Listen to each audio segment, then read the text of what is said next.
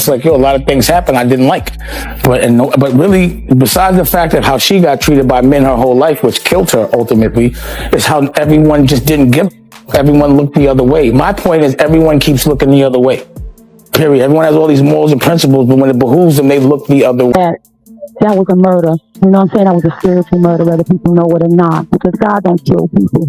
You know what I'm saying? Whether people know it or not. And I could go deep, but a lot of people I would have to really bring. Y'all, what if one of the biggest rivalries in music history was never supposed to be public, but the clues were hiding in plain sight the entire time? Before the headlines, before the conspiracy theories, and long before the internet started dissecting every old clip frame by frame, there was a moment many fans are only noticing now. A quiet interview from Aaliyah that has suddenly resurfaced, and the internet is losing its mind trying to decode what she was really saying about Beyoncé. Because on the surface, the story looked perfect. Two rising queens of late 90s R&B. Two unstoppable forces dominating the same charts, the same award shows, the same global spotlight. Aaliyah, mysterious, futuristic, effortlessly cool. Beyoncé, powerful. I want my legacy to be, what I want people to say when I'm long gone. I want people to look at me as a full-on entertainer. At first glance, the late 90s looked like a golden era for R&B.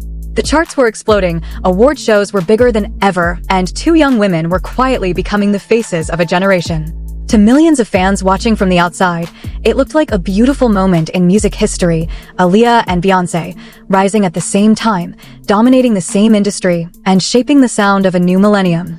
But inside the industry, people remember something very different.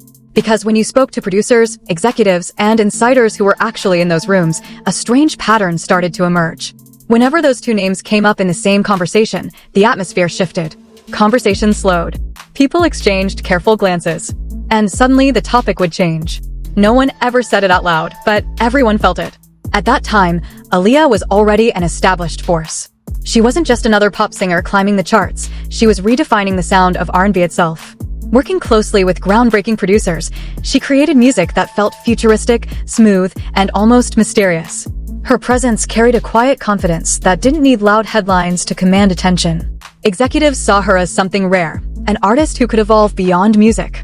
Hollywood had already begun noticing her potential, and major film opportunities were starting to appear on the horizon. Meanwhile, another star was rising rapidly on the other side of the industry. Beyoncé, the standout voice of Destiny's Child, was quickly becoming impossible to ignore. The group was climbing international charts, their songs dominating radio stations across the world. But insiders were already whispering something bigger, that Beyoncé's future would go far beyond the group itself. The industry could feel it. A solo superstar was forming. And that's when the comparisons began. Suddenly, every conversation in music circles turned into the same question: who would ultimately sit at the top? It wasn't a fair question. It wasn't even a necessary one. But the entertainment industry has always thrived on one ruthless narrative: there's only room for one queen at the very top. And whether they wanted it or not, Aaliyah and Beyoncé were slowly being pushed into that story. To the public, it looked harmless. Two talented women succeeding in the same era. But behind the scenes, the comparisons became constant. Every award show appearance, every chart placement, every magazine cover was analyzed like a scoreboard. Insiders say this constant pressure created something subtle, but undeniable, a quiet tension that followed both artists wherever their worlds overlapped. And then the situation became even more complicated, because their professional circles began to collide. Aaliyah had grown closely connected to the powerful Rockefeller network, largely through her relationship with Dame Dash. At the time, Rockefeller wasn't just another record label, it was one of the most influential power hubs in hip-hop. Being part of that circle meant access to some of the biggest deals, collaborations, and cultural influence in the entire industry. But at the very same time, another relationship was quietly beginning to take shape. Beyoncé and Jay-Z. At first, it was subtle. Industry whispers. Rumors at events. Quiet sightings that fans barely noticed. But insiders understood the implications immediately. Because Jay-Z wasn't just a rapper, he was becoming one of the most powerful figures in music business history. Suddenly, two rising superstars were orbiting the same elite circle of executives, producers, and decision-makers who controlled the biggest opportunities in entertainment. And in a world where power, influence, and reputation decide careers, that kind of overlap can create serious pressure. People who attended industry parties during that time remember something strange. Not arguments, not public drama, just a certain distance. Aaliyah. How you doing, baby? girl? It's so good to see you again. You too. She's just looking fabulous. What are you wearing tonight? I'm wearing Gucci shoes, Gucci. Got a little Indian jewelry working. Oh, that is hot. All right. you. Now, you've been working it with these movies. Were you nervous?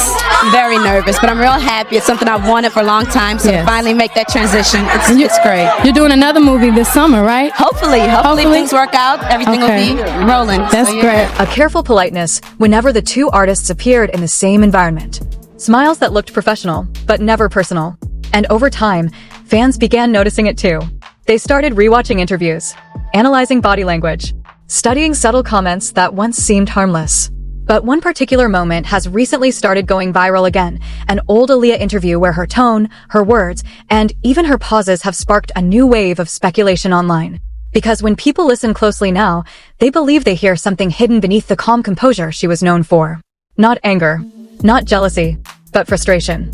The frustration of an artist who felt she was constantly being compared to someone else, when all she ever wanted was to build her own lane. And decades later, that moment is raising a chilling question fans can't stop asking. Was the tension between Aaliyah and Beyoncé simply industry competition? Or was there a much deeper power struggle quietly unfolding behind the scenes?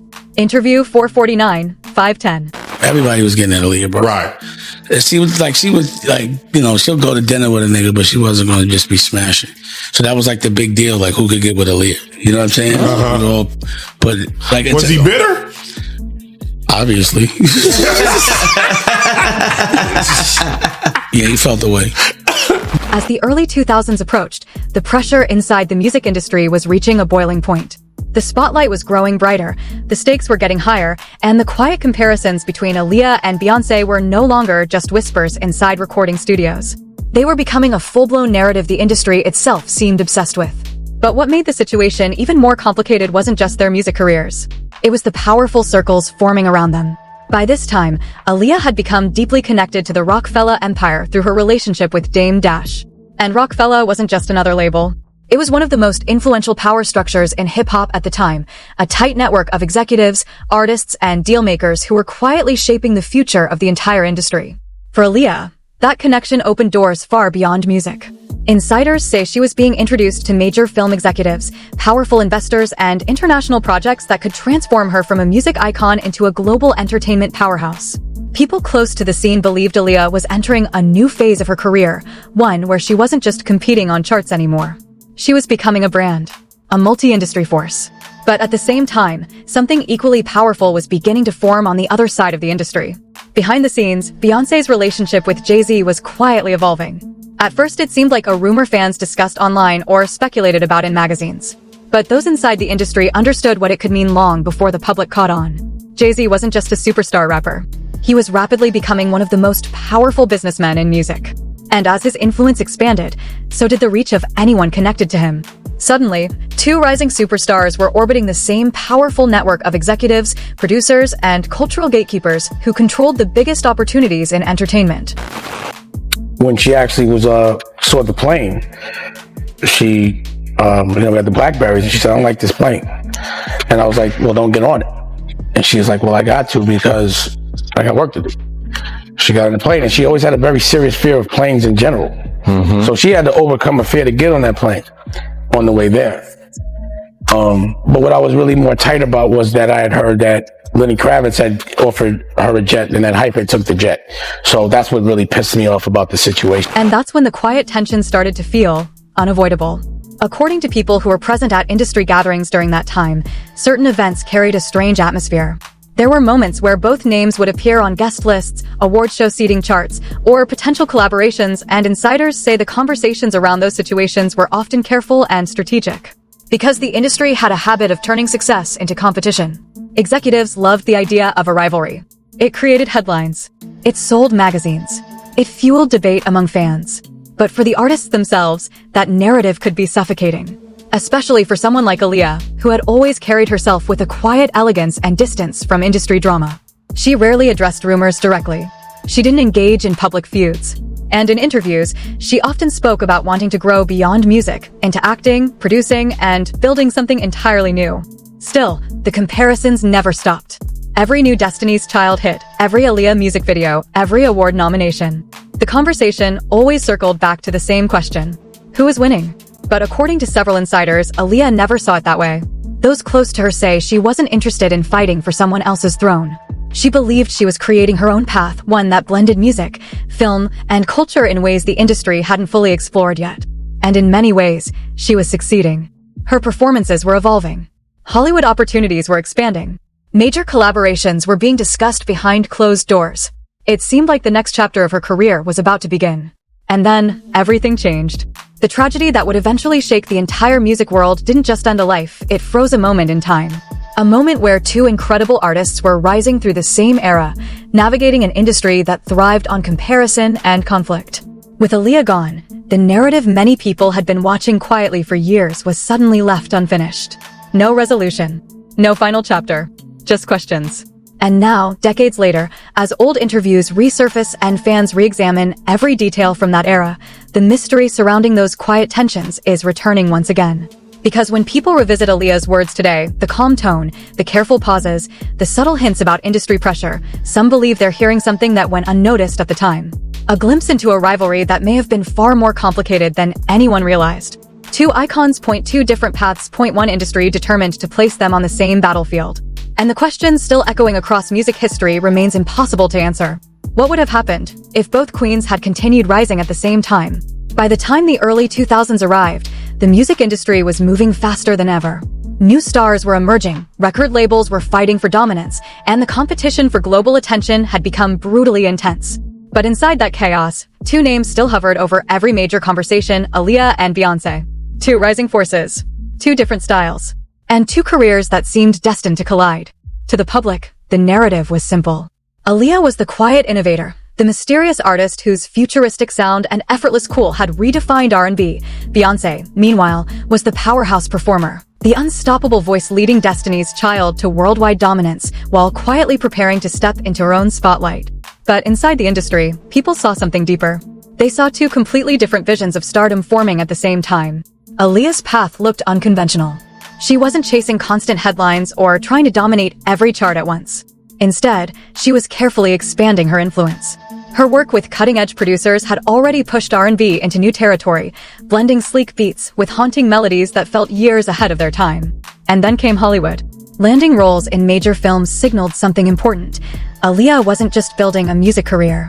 She was positioning herself as a multi-dimensional star who could cross between music, film, and fashion with ease. Executives saw enormous potential in that strategy. If it worked, Aaliyah could become something the industry rarely produced, a true cultural icon whose influence stretched far beyond the recording studio. But while she was quietly building that future, Beyoncé's trajectory was accelerating in a completely different direction. Destiny's Child had already become one of the biggest groups in the world, and industry insiders could see the next phase coming long before fans did. Beyoncé's solo era was approaching, and when it arrived, it had the potential to reshape the entire landscape of pop and R&B. Behind closed doors, powerful executives were already discussing what that future might look like. And in those conversations, the same comparison kept appearing again and again. Aaliyah. Even when no one said it directly, the implication was always there. Two women. Two massive talents. One industry that constantly pushed them into the same narrative. Some insiders say this comparison created a strange kind of pressure, not necessarily between the artists themselves, but within the machinery of the music business. Because rivalry sells. Magazine covers needed tension. Award shows needed dramatic storylines. Fans needed someone to debate about. And slowly, the myth of a hidden rivalry began to grow. It wasn't built on public arguments or harsh words. In fact, both women remained professional whenever they were asked about each other. But sometimes silence can say more than conflict. Carefully worded answers. Short responses. Moments where interviewers tried to push the narrative and both artists quietly sidestepped it. Still, the industry continued watching. And then there was one interview. An interview many fans ignored at the time. But years later, that moment has taken on a completely different meaning. When Aaliyah was asked about competition in the industry, her answer seemed calm on the surface. She spoke about focusing on her own work, about staying true to her vision, about not getting distracted by comparisons. But if you listen closely now, the tone feels different. There's a pause before certain words, a subtle shift in her expression, a sense that she was addressing something much larger than the question itself. Some fans believe it was her quiet way of acknowledging the constant comparisons without feeding into them. Others think it revealed frustration, the frustration of being placed in a rivalry she never asked for. And that moment has become one of the most dissected interviews from that entire era. Because once you start looking back at the early 2000s with fresh eyes, the story begins to feel strangely unfinished. Two artists rising at the same time, two careers moving toward global superstardom, and an industry that seemed determined to place them on opposite sides of the same crown. Then tragedy struck, freezing the story before it could ever fully unfold. Aaliyah's legacy would become timeless, her influence continuing to shape music long after she was gone. Beyoncé would go on to become one of the most powerful entertainers the world has ever seen. Two legacies, two different paths. But one haunting question still lingers in the minds of fans who revisit that era today. If Aaliyah had lived, would the story of music history look completely different? And this is where the story stops being comfortable and starts becoming unsettling. Because decades later, that quiet tension people once brushed off as industry competition is suddenly being re-examined under a completely different light. Old interviews are resurfacing. Forgotten clips are spreading across the internet. Fans are slowing down the footage, studying every word Aaliyah spoke, every pause, every expression. And the question keeps getting louder. Was this really just two talented artists rising at the same time, or was the industry quietly pushing them into a rivalry neither of them asked for? Because here's the uncomfortable truth about the music business. It thrives on conflict. It manufactures comparisons. It turns careers into scoreboards and crowns into battlegrounds. And when two powerful women begin dominating the same space, the machine doesn't celebrate both. It forces a narrative. Aaliyah built a lane that was mysterious, futuristic, and entirely her own. Beyoncé went on to become one of the most powerful forces entertainment has ever seen. Two icons. Two legacies that changed music forever. But the tension that once surrounded them still lingers like an unanswered question hanging over that era. And now that Aaliyah's final interviews are going viral again, fans are asking something the industry never wanted to address. What was really happening behind those cameras? Because sometimes the quietest moments hide the loudest truths.